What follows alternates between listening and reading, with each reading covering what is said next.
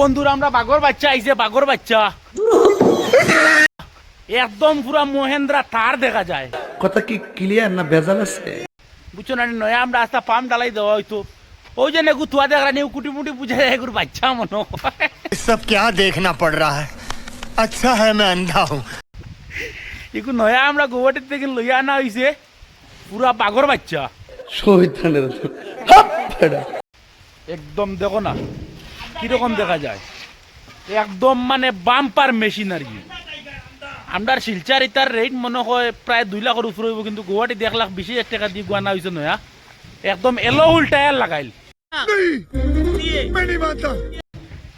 এলোহুল tyre লাগাইল গাড়িত পর্যন্ত এলোহুল tyre থাকে না।